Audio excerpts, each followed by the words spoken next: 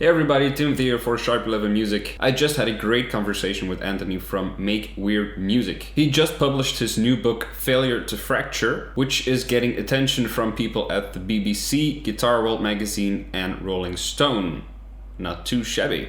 In our conversation, we talked about the book, we talked about guitar technique, the mental aspects of technique and performing, and lots more.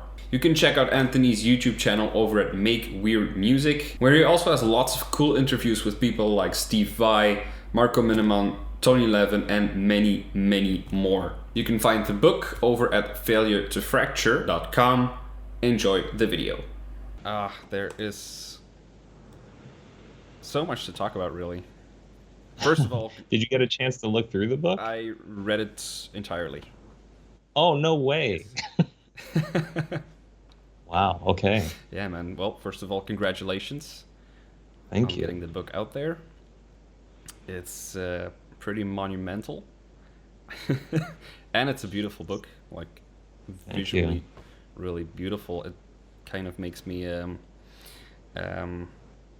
puts my book to shame. It gives me the feeling like, man, I gotta step up my visual game, man. What's funny is I didn't set out for it to be a beautiful book. I said to my friend who's a designer, hey, I wrote this thing and I'd like for it to look kind of like this other book. And originally it was going to be just a very simple, straightforward text book. Um, Even I just thought it would be a spiral bound, Okay. like a guitar book. And then he said, "Are you printing this in full color?" I said, "Yeah." And he's like, "Are you printing full size sheets?" I said, "Yeah." And he goes, "I have an idea." And then he sent me the first 50 pages, and I said, "This is insane. Like, no, none of the pages look the same." And he goes, "Yeah, exactly. Every page is custom." So he went totally nuts with it, and it took him about 10 months to finish it, but that was not my request for it to turn into this. I feel like it's now his book with my words in it. It's not it's not my book, but I'm just really honored to have what I've done presented in such a beautiful format. Yeah, it really looks incredible. Thank you. So how did the book come about, actually? It's funny, completely by accident. I was I was sitting on the couch. My wife was out of town, and you're a YouTuber. You have some spare time, and then you think, what's something I can make my next video about? And I didn't have any really strong ideas, so I just started typing, like, here's everything I know about this piece. And then I got tired of typing, and I counted my words, and it was 5,000 words. And then the next night, she was still not home, and so I kept typing after my kids went to bed, and that was another 5,000 words. And it just happened every night. I just kept going and going, and I was pulling sheet music from stuff that I had collected over the years or stuff I had transcribed. And after 2 weeks, I had about 70,000 words, and that's what happened with my first book too. I just wrote it in about 2 weeks, and then it spent another 4 weeks or so editing and adding the final like 20,000 words. And this book largely came out in about 2 weeks, and then it took about a month or a month and a half of editing and rounding stuff out and polishing. And then my designer took off with it, and then it took a lot longer than I expected. And so over the summer, I recorded my fracture performances, and I was like, hey, I'd like to get this into the book. So we put the QR codes in at the end. And so we added some content later on last year, and in January tried getting it printed, but we couldn't even find a printer who would accept this for a reasonable price. So it was challenging, but yeah, it just came about by like sitting down and typing and not stopping. And then you end up with a 300-page book. Pretty much, yeah. Yeah. It's weird. A lot of people have like this internal monologue where they can like talk to themselves. I don't have that. So I get like one sentence into that monologue and then my brain just shuts off. And I'll just like have the same sentence repeat 100 times until I say it out loud or type it. And then I can kind of interact with myself in that way. So it turns out it's handy for writing. Yeah, no, that's cool. So Thanks. writing is like a, I don't know, that's your way of getting of developing your thoughts and get everything out there. And I think for me it's just like how how can I just explore the things that I think that I know, yeah, and prove to myself that I know them. And writing is my strongest way of doing that. And the YouTube videos are good for that too. mm-hmm. I know a lot of people do YouTube like for the following or for the money or something. YouTube for me is just a fun thing to do, and it helps me develop skills that I can then, kind of sell later on. I can monetize the skill, Yeah. but I don't think that what I do is particularly interesting. So when I, make a video, I'm always surprised, like, oh wow, thousands of people watch that, or 100,000 people. It just seems very strange to me, but it's really just kind of this exploration of an idea, Mm-hmm. and then it turns into a video or a book. Yeah. And I have a few more books, that are just cooking up here, waiting to plop out. To come out in a weekend. Yeah, exactly. Yeah, no, that's cool. It's also very relatable for me as well. Like the writing itself and also the YouTube stuff. Like it's really a nice medium to explore, like you said, certain aspects and certain subjects, and and obviously really to get a book out of it. Yeah. Yeah, and I mean, you've got your book, and you have so much material outside of the Holdsworth stuff that can turn into a really cool book. So, I think a lot of content creators don't see the value of what they're producing beyond the thing itself. Like, well, I made the video, and it's like, well, no, you have a script, you have excerpts and clips that can be reused, and then you have a whole portfolio of videos that can turn into something cohesive. And if you package it up in the right way, people want to buy it, because it's way easier to buy the consolidated thing than go watch 30 or 40 YouTube videos. And you learn yourself along the way. You learn about your material and how you do what you do. Yeah, for sure. Yeah, as you said before, you now have interviews by the BBC and Guitar World Magazine and Rolling Stone. We'll see about Rolling Stone. I mean, the editor is apparently a big King Crimson fan, so we sent him the book, and he was like, I can't promise anything, but I'm looking at the book, and it's beautiful, and I want to figure something out. Yeah. I mean, when the senior editor of Rolling Stone reaches out to you, to me, it's like, okay, this is cool. I'm going to roll with it. Yeah, man. So you'll spend 22 years learning Fracture, and now you can spend the next 22 years talking about how you learn Fracture.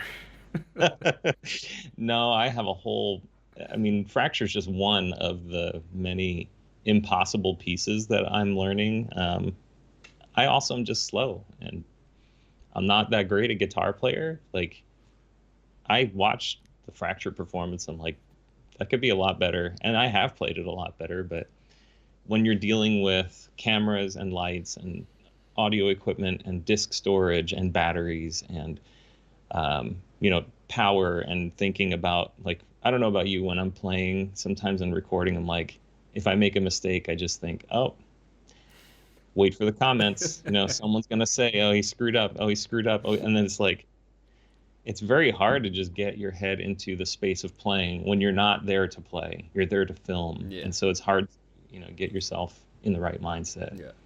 But for playing one of the hardest pieces on electric guitar, I just figure I did what I set out to do, and I can play it when I'm alone, when I'm not in front of a camera. And even then, it's like, are you really playing it? I'm not playing it with a band or anything, but I can play along with the record pretty good every once in a while. And that was my success metric.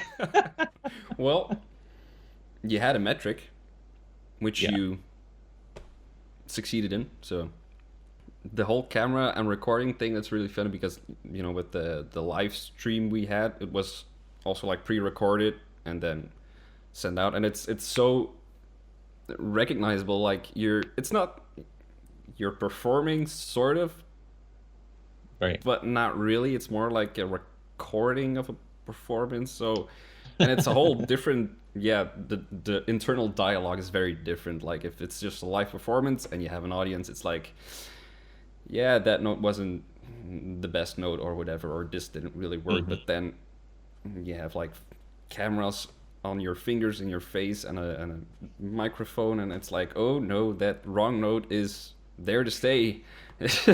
Yeah. Yeah. It's really hard. I mean, the song is really hard.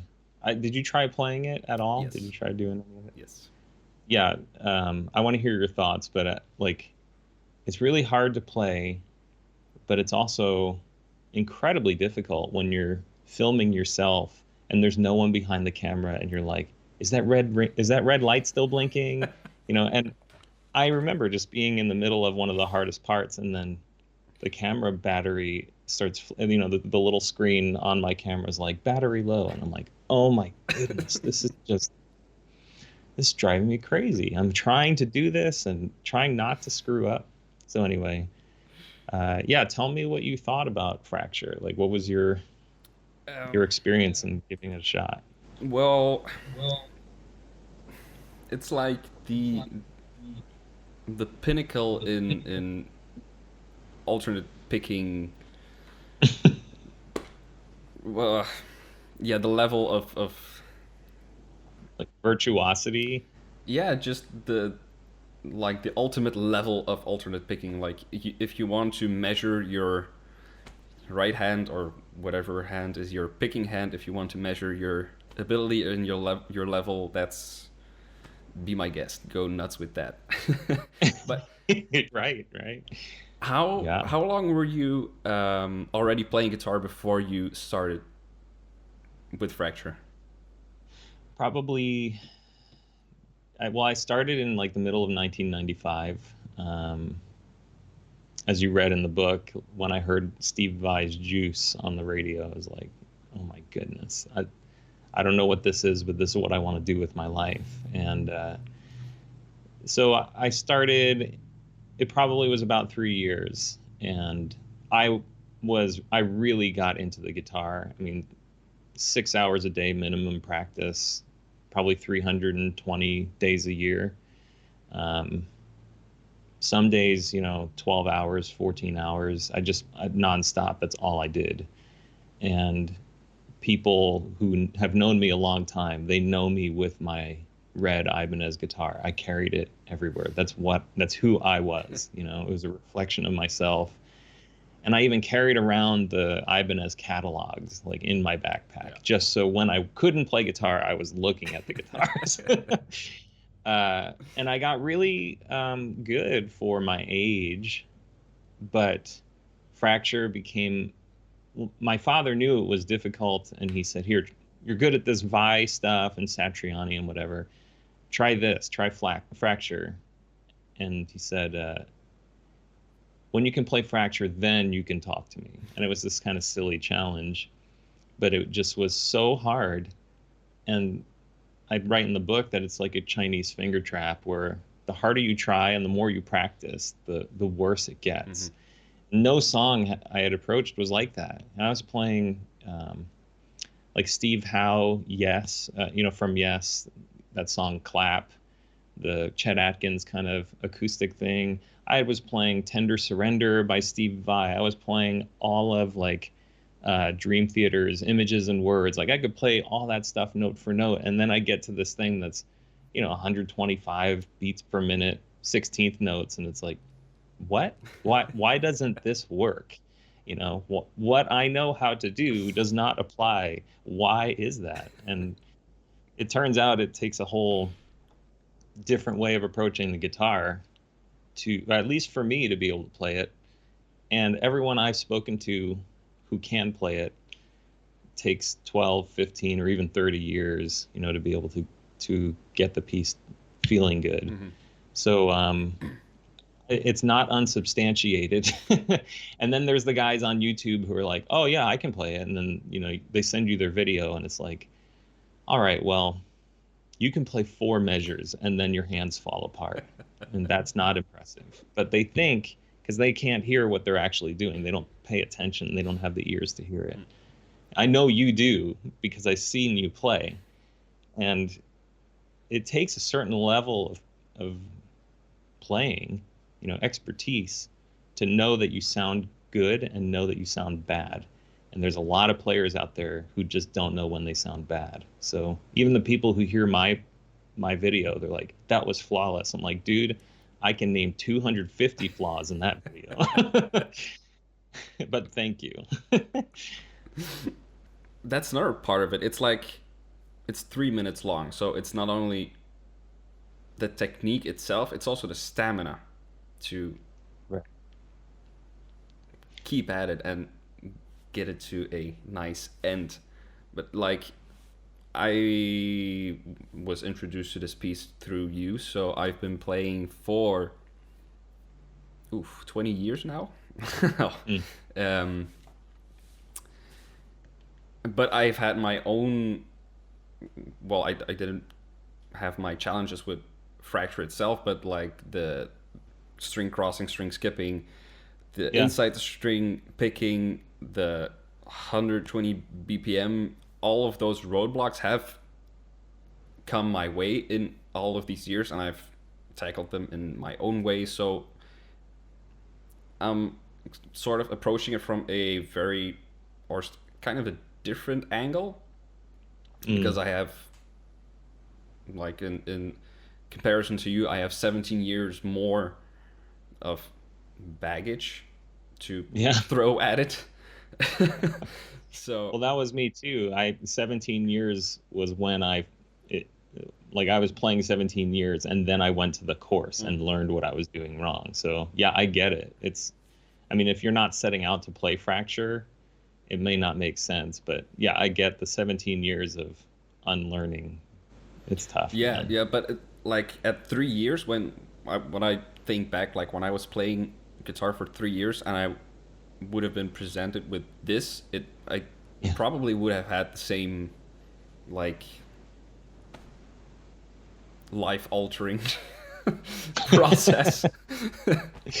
Yeah. It's like, for some reason, for me, once the metronome says 120, things just don't work anymore. Yeah. Like the rules of physics they change after that. For some reason. Yeah, it's so funny. It's 120 is when that kind of music starts taking life.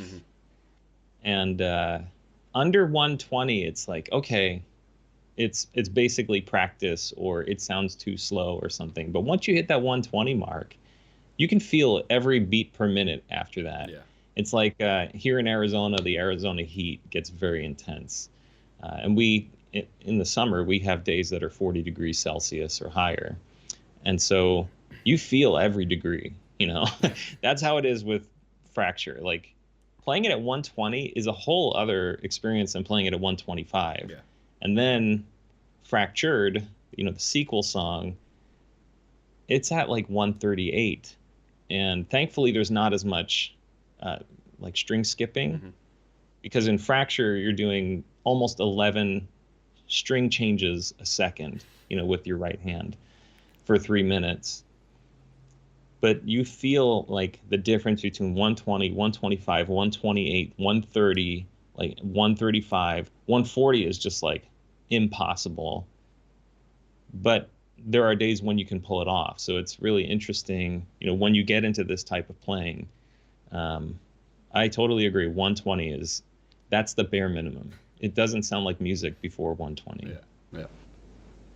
How did the challenge of Fracture and tackling that, how did it change your approach to tackling other pieces? 100%. But not until about 2015 when it started making sense. Fracture was more of like, the weird piece that I would never understand, that I would keep coming back to and try and think, okay, maybe now I'm good enough. Maybe now I'm good enough. But once I went to the guitar craft course in 2015 and learned just a few pivotal pieces of information, really simple things, then I started to see my playing very differently. And when I played after the course, you saw in the book, Robert Fripp had said, play an open string for 8 hours a day or something like that for a month, and then we can talk. And so I didn't have that kind of time, but I did 1 to 2 hours a day on an open string, the D and G strings generally, just to retrain my right hand for about 3 months. It was the whole summer. You know, I basically started in May and then stopped in July, and then I moved on to adding the left hand. And it was pretty boring, but like, you get good at something different when you're doing something so simple for such a long time, especially on an instrument. And so that's when I started noticing what I could and couldn't do with my right hand. For example, when I was at the course, this guy, Leo Requejo, he was teaching me in a private session, and he was picking and his hand was barely moving, and he's like, just do this. And I couldn't do that. I couldn't move my pick 2 to 3 millimeters. It was always, you know, from string to string. It was like, to pick the D string, my pick moved from almost the A string to the G string, right, because I was picking from my elbow. And a lot of players do this. You know, you see this a lot. But to do this and to do it so, you know, infinitesimally small, took months of retraining. And that's when I realized, like, when I played guitar, all of these little tiny things, mechanical things that I do with my body add up. I noticed I had to unlock my knees. My knees were locked. I noticed the tension in my hips. I notice how my neck feels. All of these things, suddenly I became aware of my body. And it wasn't just playing the guitar, it was typing. You know, we all type for a living, you know, sitting at the computer. And how many times you sit on the couch or watching a movie and you're just like, oh, you know, you don't even notice that hurts. You don't feel the pain until the movie is over, and then you're like, oh my goodness, what happened? What did I do to my back, right? Because we are not paying attention. And so this whole thing taught me how to pay attention.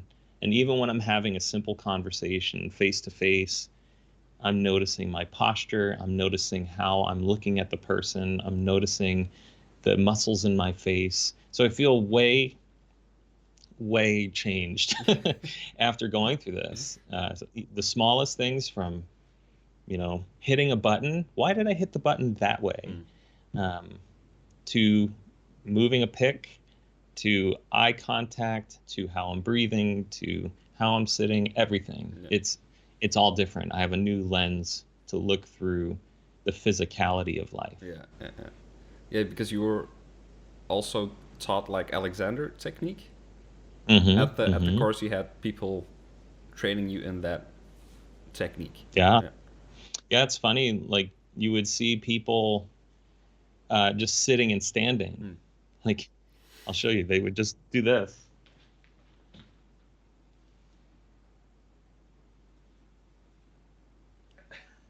Like, over and over. You know? And it's this way of, like, using your body well, instead of just, you know, plopping your butt down on a chair and letting all of the weight of your body compress on your back. So when your butt lands on the chair, it goes thud, and your whole spine compresses. You know, it can be hundreds of pounds of pressure on your spine every time you do that. And that wears away the discs in your back, and it causes pain over time. So, like, you learn to practice sitting and standing, getting up from a chair. You learn to practice, like, Robert pulled me aside and he said, Anthony, until you can do this, you will never play fracture. And I was like, what? what is the matter with this man? I didn't ask for this advice, although I did. I was there, And then you walk around and you see people doing this, like they're holding this joint so that they can learn to keep a straight thumb and only bend this joint. Every guitarist I've shown that to, just bend your straight thumb from this joint, they can't do it. They're like, what? Yeah, even like for you, you're bending from this knuckle. Bend only from this knuckle. I can even... Straight thumb, keep your thumb, like do this. Stick your thumb straight up. Now only bend, you can put your index finger here and put pressure on that knuckle and then bend your straight thumb down. I can't do that. You can, but you've forgotten. Your body can use that knuckle. And so you see people practicing that at this camp. And so you you start learning about things about your body that you just never realized that you could or couldn't do. Yeah, but that's cool. I mean, I can imagine that's very weird when you're entering a guitar camp and you're learning how to sit and you see people practicing how to sit using a knuckle. Yeah. And what's even crazier? Marcus Reuter, I don't know if you know him, the guitarist, touch guitarist, but he said, you can even hear when music is played with a straight thumb. And I was like, come on, you've got to be kidding me. This is Marcus's, philosophical BS. I got almost angry about it. But then I started playing and I was like, oh my goodness, he is right. I can hear. One of my flaws in playing Fracture was that I didn't keep the straight thumb. And it wasn't, Robert was right. Obviously, Robert knows how to play this. But yes, I need to move from this joint. But I also need to keep that thumb straight to keep the pick architecturally consistent with my knuckles all supporting each other. And when I don't do that, it gets sloppy, or I can hear the quality of the picking reducing. And these are like the infinitesimally small things that people just don't pay attention to when they pick up a guitar. And hey, more power to them. They're just playing music. I never set out to be famous or anything for learning this stupid song. I just wanted to play it, Yeah, but that's kind of why it's like the pinnacle of like picking technique. It's you need to have everything in order just to be able to play this piece. Like there can't be anything crooked or sideways. It's just that's right. Any flaw will be to your detriment. That's right. Yeah, it'll bring you down. And all it takes is one slip up. At 130 beats per minute, one slip up ruins the musicality of the whole thing. So learning to recover from a mistake is like a whole other practice. When you're changing strings 10 times a second, and you mess up, recovering in time in microseconds is this whole other skill. And again, I'm not trying to brag. I never set out to be anyone special or anything. It's just like, holy cow, the things I never thought about before that I now think about, that no one can understand. They just think I'm some lunatic, who did nothing but do this for 22 years. But the reality is I had to learn, especially in the last 6 years, these really, really tiny detailed things about my playing in order to play it as poorly as I do.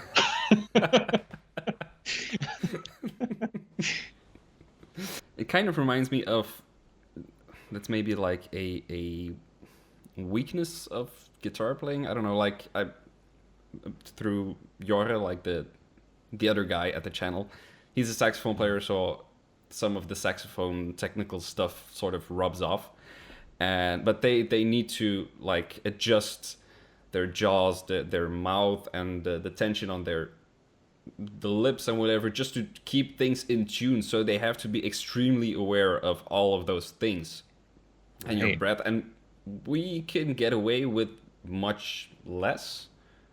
Oh yeah. So if you hold the pick like this and you do that, you'll get a sound. It'll work. Yeah, and some people they go all in on that, which I think is great. Like Matthias Eklund, Mm. when you watch him picking, he picks holding with the middle finger and thumb, and that frees up his index finger to do other things. Right. Total utilitarian, completely fits his Yeah. style. That's awesome.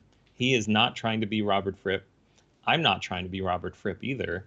It's just that I've had to spend so much time understanding how he plays Hmm. to be able to tackle this song in particular. But he's doing it intentionally. Yeah. He worked on this. He found this style that allows him to express himself. And I think a lot of guitarists, it's almost like the barrier to entries are so low now. Hmm. You can get a $150 guitar that's awesome. You can get, a used modeling amp that, is this big for $100 or something, and suddenly you have access to every amp ever, created. And so I think it's really great that the economics and the market conditions have allowed anyone to play guitar. Hmm. Um, but like Jeff Berlin says, there's no real education happening. It's just kind of like, here's how to do this wheedly thing on this instrument, and no one knows what key they're playing in.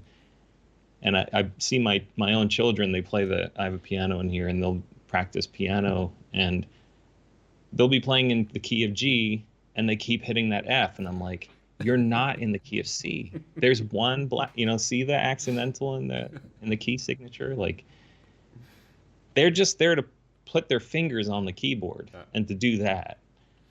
And I think a lot of guitarists are the same way. I'm just here to play Nirvana. I'm just here to play that Green Day song or Wonderwall, and that's cool. But you will not understand what fracture is. And when you watch this video, like of some, what are the people have called me smug and snobby and whatever, like this smug, snobby guitar player talking about these ridiculous tiny details in this fast song, and then he doesn't even play it that well. Like they have no idea what they don't know. Hmm. It's like so foreign to them. Even just using a round pick versus a sharp pick is so foreign that there's no way that I can really bridge that gap. So you have to welcome the criticism, because it's like, man, I wish I could just spend an hour with you to explain this, but it doesn't really matter. That's not what your life is about. You just want to play those songs, and that's cool. Yeah. To each his own. Exactly. Yeah. Do you know what Robert was working on in that period when he came up with Fracture? Or like the time leading up to it? Not particularly, no. He's not said a whole lot about it. He composed it in 1973. The title Fracture, he said, represented the breaking down of his psyche. And it is a piece that will do that to you. But as I detail in the book, these pieces, Fracture kind of evolved from some other pieces based on the guitar teaching that he had from a guy named Don Strike, who I think was a banjo player. And so he had a different, picking technique. He also taught guitar, as far as I know. But Robert would play pieces. He wrote pieces that were extremely right-hand centric. And I go in a little bit into detail in the book. And just include a few like measures to try. So there's a classical technique called a tremolo, where it's thumb, ring, middle, index, and you constantly roll your fingers, and you can play different bass notes and play a melody with these other three fingers. Well, Robert did that with a pick, instead of with fingers, and you'd think, why would anyone do that? And it's like, he just wanted to develop his right hand, so he did it.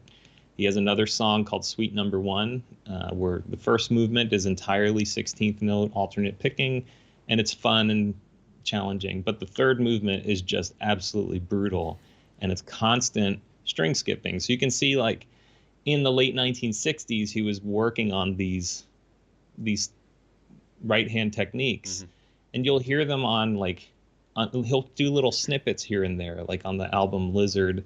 There's a song called Circus where there's these really intense acoustic guitar lines, but they're only a few seconds long, but it's still that.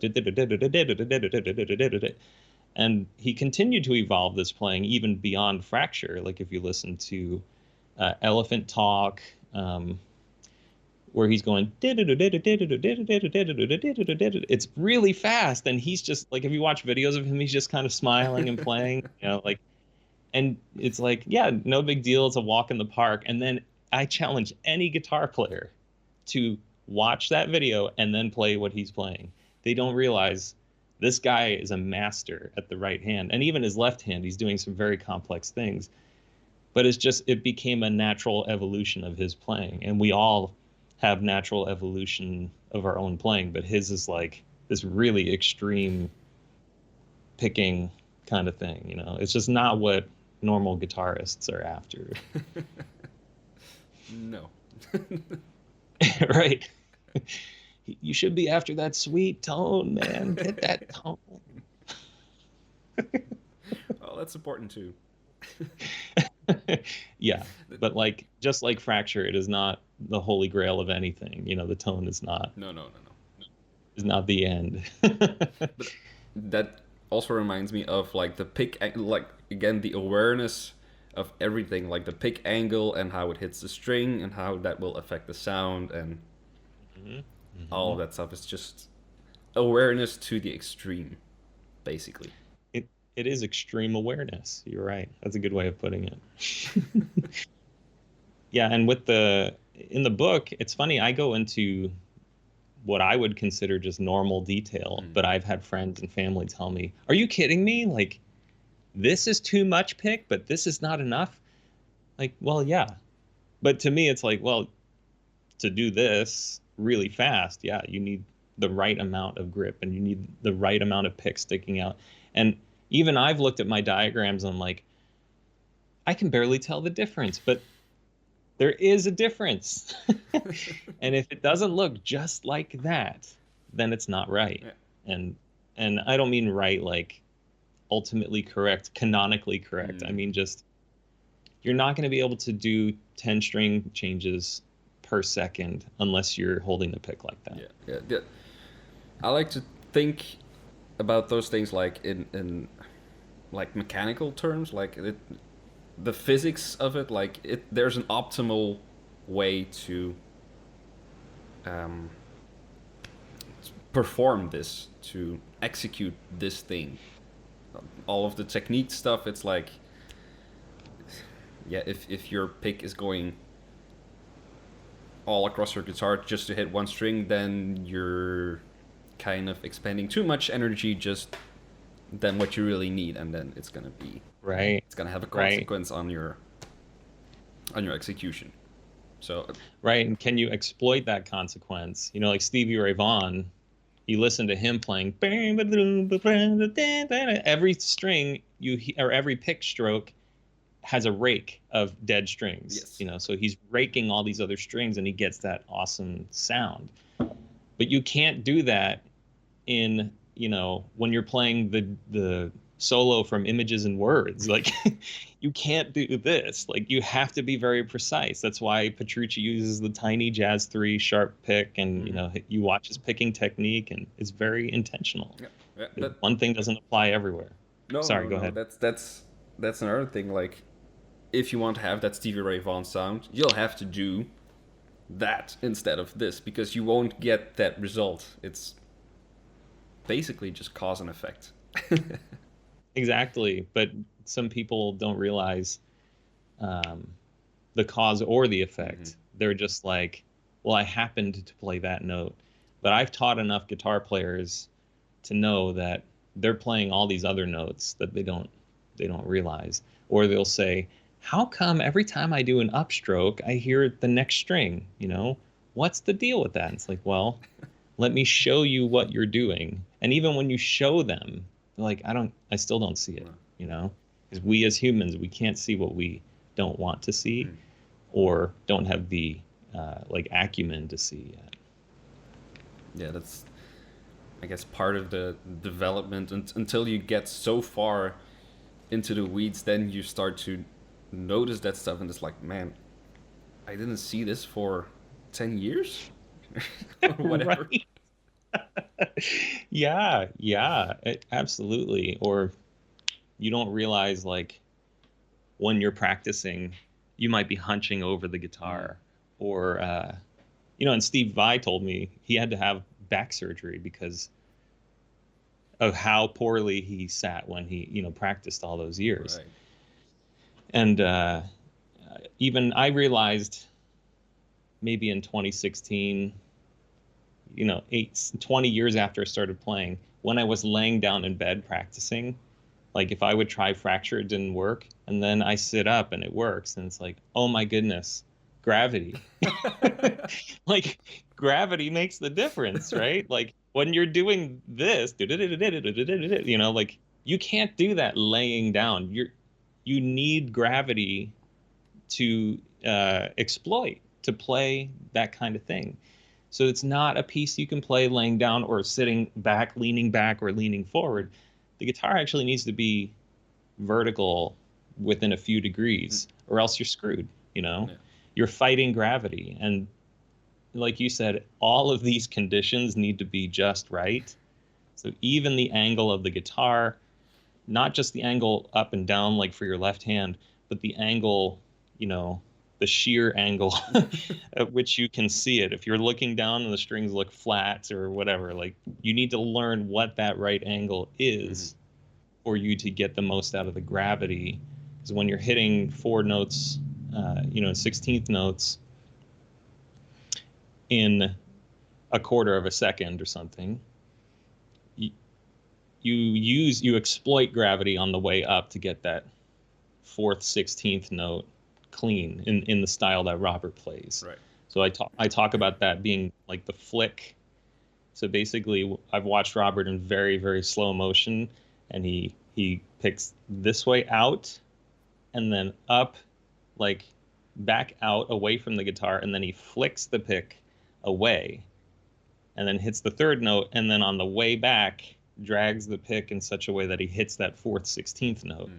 He's exploiting gravity. And you can call it intentional picking, but it's almost like if you try doing it, you can't do it. If you don't try and just let the pick do its work, then you can. And people listening to that statement might say, this guy, I can't take another word of his nonsense, And I get that. It is total nonsense until you're playing, 145 beats per minute, 4 notes, or 16th notes for 10 minutes. You don't get it. Yeah. You can't. That's also like sort of a thread throughout the book, sort of. The non-intentionality, the intentional non-intentionality, like I wrote down a quote. The limits to speed are self-imposed. Yeah. Like that's What do you think about that?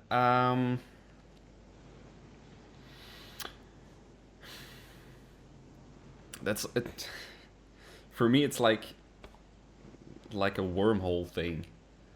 Like you first have to go through it, and once you're at the other end, then it's like, oh yeah, it's like slaving away just to reach a certain speed, and once you get there, it's like, oh, your body sort of learns to relax, which is also something that comes back again and again, and it learns how to release, and then it sort of feels like there's no boundary to how fast you could go. You can only like optimize your motions, sort of. Right. Have you seen those the speed nerds on YouTube, like who will play Flight of the Bumblebee at like 800 beats a minute or something? I've slowed them down, and I'm like, oh my goodness, they're doing it, but it's so linear and mechanical. I can see why it works. There's no way that technique could work on a song like Fracture. But to do something very chromatic, like whatever, yes, you can really get that super speed rhythm going with your right hand. But I found that some days, like one day I could play it really well, and the next day I couldn't. Why? Like why? that doesn't mean like it doesn't mean anything. Like I played it yesterday, I can't play it today. How many times have you heard a guitar student say that, or you've said it yourself? Oh man, sorry, I was playing it great yesterday, but today, what happened? What did your body like forget? Did you fail to, I don't know, capture whatever that moment was? No, it's available to you. It is there right now. Anyone anyone who plays guitar could pick it up and magically play the greatest thing that they've ever played. But you have to be there for it. Like the potential is there. Will you meet it? And so often the potential is here and we're just like, oh, I'm kind of tired. I didn't get my coffee this morning. And so we kind of go here, and then we get angry about this gap. Like, well, that's your fault. Like, nobody is making you play not as well. Nobody's making you play slowly. So I just had to come to this realization that there were days where I could play it really well because I decided I was going to play it really well. And going back to our conversation about when you're in front of the camera and the lights and the microphones and all that stuff, you're making another choice. It's a different choice. You're not playing it to play it well. You're playing it to capture it and share it on the internet. Yeah. Those are two completely different, aims. So you can, people can criticize me after hearing this interview and say, well, then you decided not to play it as well. And yeah, that is true, because I decided to do it in front of cameras and lights and, audio recordings and with an amplifier and using a pedal board and all this stuff. These were all other challenges that I didn't spend 22 years learning, So I had to balance the performance of the piece in terms of adequacy. Did I capture it well enough so that I don't have to do this again? Because practicing that for that reason would be another several months, and I frankly just never want to play it again. So it came out the way it did. I did 2 or 3 takes. I picked the one that had the mistakes that were the least distracting. And that was it. I wasn't going to edit it. I didn't want to take the best of 3 takes. It just was like, look, I did what I set out to do. Yeah. And it is what it is. Right. And that's okay. You don't have to like it.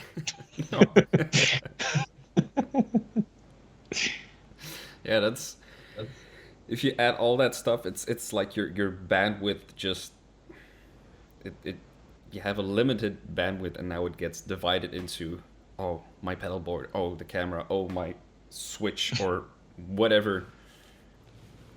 And it kind of reminds me also of something a teacher once told, like,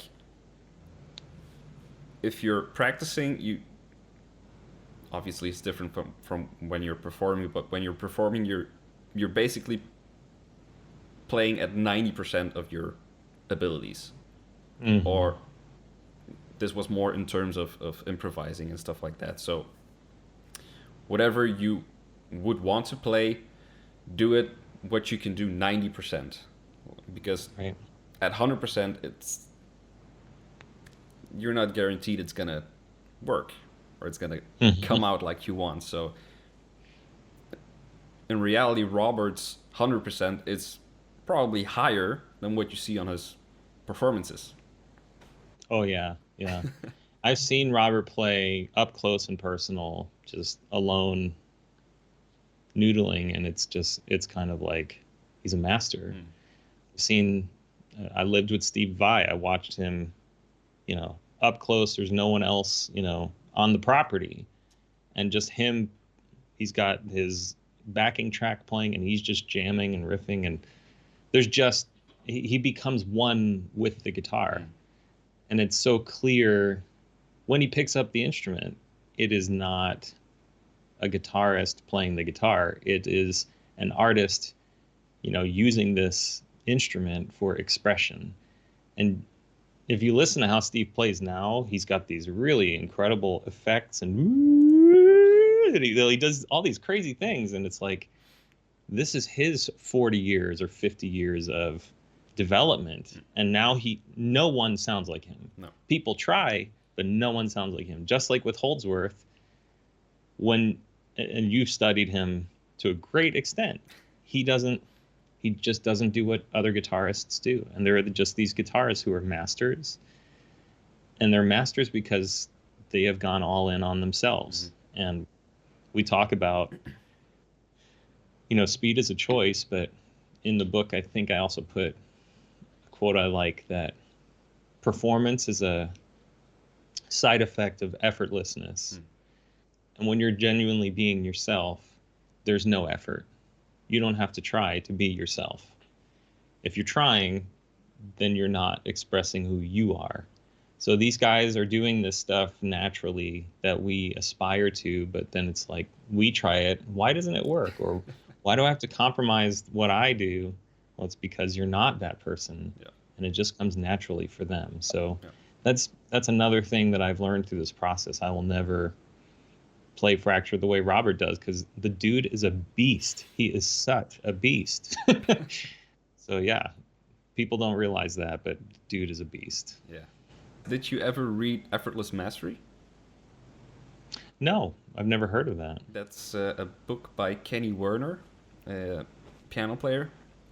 Huh. And that's a lot of that stuff comes back in a sort of different way, but it's also about practicing effortlessness. And like, his story is he was completely fed up with practicing, and he didn't want to practice anymore, and he didn't want to touch a piano anymore, and went through his own life-changing process, and then sort of put like meditation techniques to playing the piano and really trying to stay present with every note you're playing, and just allowing to let things flow. And it has a lot of touch points with what you're saying and with the what's in the book. So it was really really cool to see. I'm gonna look it up and purchase it. Yeah, I think you'll like it. It sounds like it will. Awesome, man. And that's like, the whole internal dialogue is always, that's what everything sort of hinges on, almost. Well, that's a huge topic. It's actually the subject of one of my next two books. It's called Mental Prisons. And there's so much that we decide upon. There's so much that we choose in our lives that we think are not our choices. But I actually had a really great conversation with Steve Vai about this. I'll send you the video. Oh, cool. But basically, we started out with this idea that you are in control of everything you think, you're in control of everything you feel, and you're in control of everything that happens to you. And that is a really, it's a really out there kind of statement, but what could it mean if that were true? And I think, I've decided that you write your own story, and things happen to you all the time that you just forget about or write off or whatever. And I think the same thing happens musically. When it comes to effortless mastery, you're responsible for truly becoming yourself. No one else can shepherd you there, and no one else can make you perform really well at whatever it is you're doing. It doesn't matter if you're a welder or a software developer or someone who paints lines on a football field or something. It's up to you to master that. And if you don't practice with intention, you're probably not ever going to master it. There might be prodigies out there, but it's like the probabilities of being one of those people are so small. So yeah, I think there's a lot to this idea of creating your own outcomes and being so yourself that nobody else can touch you. I am so me. that it irritates people, like, and I think that's how guys like Robert Fripp and Steve Vai are, if you listen to them play, or Michael Manring, there are people who are like, dude, I just don't get it. I cannot listen to those guys. But then there's other people who really appreciate it. They're not apologetic for the music they make or for their artistic expression. No. And the greatest athletes of all time, these are people who you think that they train and they train and they train, which they do, but really it's like they forget and forget and forget. They just start forgetting the rest of their life, the rest of the world around them. I don't know if you've seen that movie Free Solo. No, I know it, but I haven't seen it yet. Yeah, it's an incredible movie, and this guy, climbs El Capitan, this crazy, scary mountain face. I think the first time it was climbed, it took over 4 days, and he climbed it without ropes in 4 hours. It's like you have to completely ignore what anyone says about you, and just set out to do it. Like Nassim Taleb, he writes about, he says, what came first, the science of flight or flight itself? And we often tell ourselves, like, well, you can't do that because the science doesn't support it. You can't do that because it's not humanly possible. No one can run this fast. No one can play a song like that. No one can whatever. And then someone does it, and then someone else does it like weeks later, And so the Wright brothers, they flew a plane. They didn't know anything about flight science. They didn't know anything about aerofoils or, the way wind might have moved around the wing and the propellers and whatever. The science of flight was not established, but the science of flight came after people flew. And so I think the world can be a lot, or, within certain constraints, the world can be whatever we make of it. And that's a really tough pill to swallow. Yeah, but it can also be, I don't know, liberating or inspiring. Yeah, I think it's hard. You see people with hardship. They grow up poor, or they're in a minority community or something, and people abuse them. People get raped. And I just had lunch with a woman who was abducted as a teenager and raped by 2 guys, and she said, I know other people that would have ended their life as a result. And she said, it just made me stronger.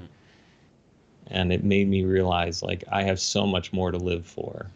And, just hearing these kinds of stories is like, that's where the you're responsible for what happens to you thing comes in. Like, I don't think she would say it was my fault that this happened, no. But I think she would say it is what happened to me is my choice to, in terms of explaining and understanding it and making it a part of my life or not. Right. My cousin's a cancer survivor, and I asked him, how important is that in your life? And he's like, I don't even think about it. It's not who I am. I'm not a cancer survivor. And it doesn't mean that, like, I'm not trying to belittle cancer survivors or anything. It's just, it's your story to write. So some people want to play a really annoying, mosquito music song. Like, and some people want to climb mountains, and some people want to run the fastest mile. Some people want to watch all of Netflix. Whatever. Indeed. Yeah, man. I think that's a beautiful ending to this whole conversation, I think. So you're done practicing fracture now. What's your next thing? I have arranged, do you know who Conlon Nankaro is? I don't think so. He wrote these pieces for player piano that are just like humanly impossible to play. Oh, right. You do mention him in the book as well, right? That's right. Yeah. So player pianos use scrolls, paper scrolls. He hand punched sheets of music on these scrolls that make no sense. Like, he has a piece. I'm sure the scroll is like 200 feet long or something like that. And he found the mathematical center of the scroll, and he basically had a right-hand part that starts out incredibly fast on the player piano, and the left-hand part starts super slow. But over time, as the scroll plays, at the mathematical center, they're at the same tempo. And so as the song ends, the right hand slows down and the left hand speeds up to what the right hand originally was. Like, these are the kinds of pieces of music that he wrote, and no one knew about them. He just did it for fun, for himself. And I guess Georgi Ligeti found out about this and collaborated with him. And so I took Ligeti's Etude number 10 and arranged it for 3 9-string guitars. So I have that in the works, and then I have arranged a bunch of Gustav Holst's Jupiter for basically like a rock band context, but not just like one part or another part. It's like the full orchestral score. And in my mind, I can hear this whole thing with Morgan Ogren on drums, and it's a ripping piece. It's going to be awesome. So there's that, and then I arranged the entire Bach piano partita number 1 for 9-string and 6-string guitar. So I have all 7 movements of that arranged.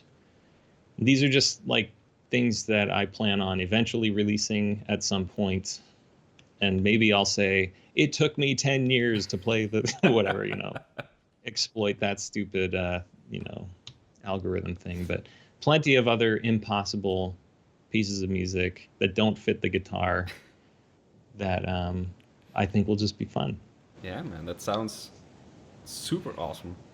I heard I checked out a couple of your performance videos as well, and there are some snippets of your tunes, I think, with Morgan Ogren on drums and Michael Manry on bass.